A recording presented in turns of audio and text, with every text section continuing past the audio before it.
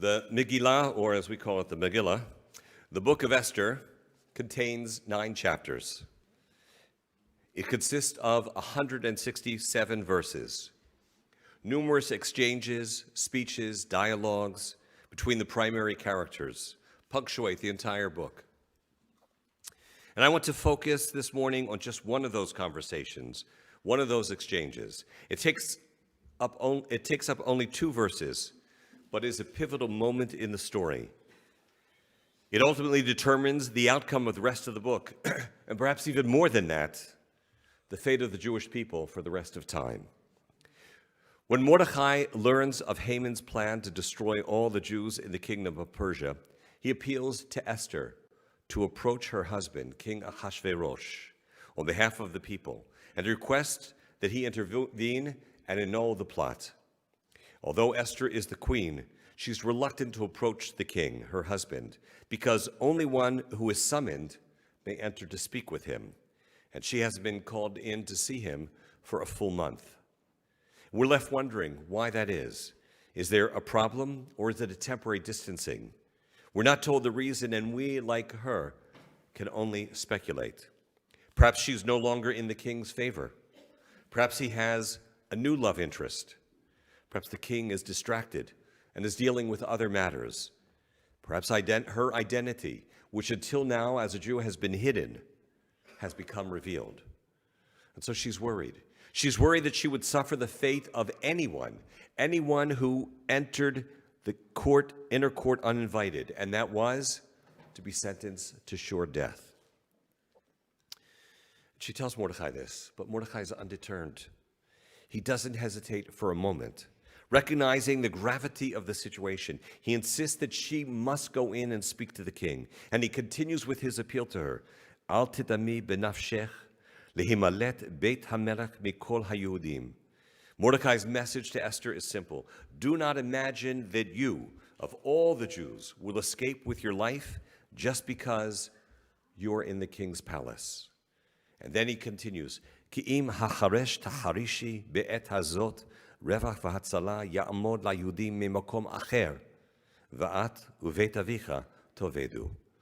On the contrary, he says, if you keep silent in this crisis, if you don't stand up, if you don't say something, relief and deliverance will come to the Jewish people.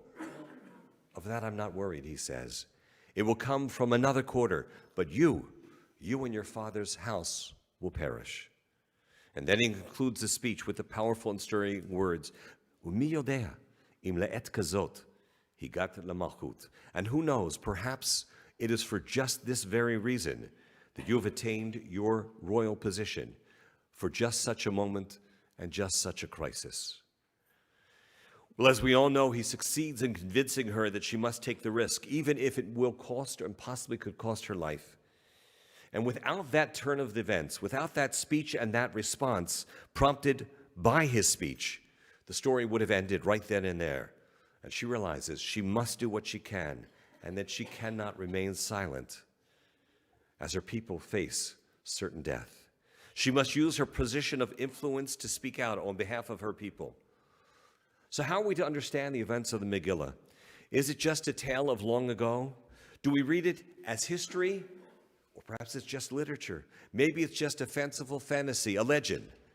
Well, unfortunately, as we all know, the story is all too true and is played out all too often, as Eli, our bar mitzvah, has spoken. The story of Purim took place long, long ago in a far, far away land, but it is not so distant and not so detached from our history, from reality, from today, and of the story of the Jewish people. An evil character filled with irrational hatred who schemes to wipe out the Jews. Unfortunately, so much of that, the story of Haman, is the history of the Jewish people. And as we will read at our Passover Seders in a month, in B'chol Dor Vador, in each and every generation, there are those who seek to destroy us. Then, as well as at other critical times in our history, the fate of the Jewish nation depended on the courage of Jews in a position of power, of those with access to leaders to use their position of prominence to defend the Jewish people. I've often focused and thought about the words of Mordechai's direct challenge to Esther when he says, who knows if perhaps you've attained your position of power, Who knows if there isn't some kind of a divine plan, that the reason you are where you are at this moment and in this place and at this time, the reason you've attained such a royal position is precisely so that you will be able to act this way. Precisely so that you will be in a position where you can make a difference, where you have the opportunity to rise to the occasion, to take a significant action that will save your people. From Haman's birthplace, modern-day Iran, there's a regime that wishes to continue his plot to wipe Israel and the Jewish people off the face of the earth. That's their declared goal. Iran sends its proxies to do its bidding and to carry out its plan. And so we wonder, where do we see ourselves in the story? Will we be like Mordecai or Esther? Will we have the courage and the fortitude to act and stand up on behalf of our people? Or will we shirk our responsibility? And as we look for parallels, I want to comment what Haman's anger, or I want to comment on what prompted Haman's anger and the reaction to it. Don't forget, Haman was angry, as you all know, and he decided to take revenge because of the action of one Jew. And based on that, he decided to harm them all, when Mordecai refused to bow down to him. And as a result of the actions of that one person, that one Jew, Haman decided he was going to wipe out all the Jews. So how did the Jewish people react? Well, we only know what the Megillah tells us, and it doesn't tell us much about that.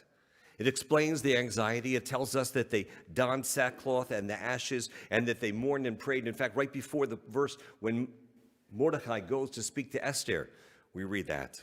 And what I find interesting is it doesn't say that they were angry at Mordecai. They didn't turn on him and say, "Why didn't you bow down?" They were united. They stood behind him. They stood as one people. They didn't say that Mordecai should be replaced and maybe they need a different leader. Mordecai's message to Esther actually has three parts to it. First, he tells her, don't think that just because you happen to be the queen, that your fate will be different than what is going to happen and befall your fellow Jews. Indeed, when Hamas terrorists and others invaded and attacked Israel on October 7, they didn't stop to ask how religious a person was or not. They didn't care how people felt about the issues and dividing Israel at that time of judicial reform. They didn't ask what party they belonged to.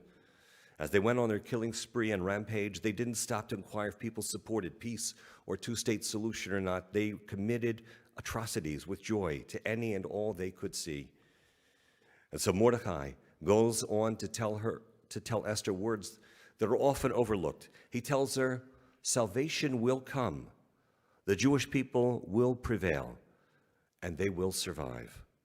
Had she chosen to remain silent and not speak up, someone else would have been the conduit to save the Jewish people. That's what he's telling her. And so the question he presents her is, what about you? What role will you play in the drama of the story of the Jewish people? It's as if he is saying, somehow this people will be saved. Of that I have no doubt, and of that I have faith. The question is, will she do her part? Will she be remembered as one who rose to the occasion and helped to save her people? And so he concludes by telling her that it may be for this very reason that fate has placed her where she was. As one rabbi wrote, Esther was thrust onto the stage of history with the spotlight shining brightly upon her. And she did not fail. She did not let her people down. Purim is a story, we are told, of a world turned upside down, a world which is topsy-turvy. It's why we are supposed to get so inebriated. We cannot tell the difference between Baruch Mordechai va'aror Haman. Blessed is Mordechai and cursed is Haman. The world is turned upside down, topsy-turvy, no less today.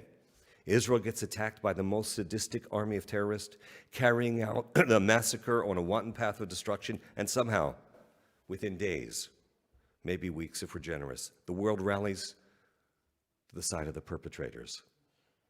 The world is upside down. And so we conclude by asking, where do you see yourself in the story of Esther and of Mordecai? Where do you see yourself in the story of the Jewish people? And for those who are not Jews as well, where do you see yourself? And how would we respond to that call? May we be inspired by the words of the Megillah, and let us say Amen.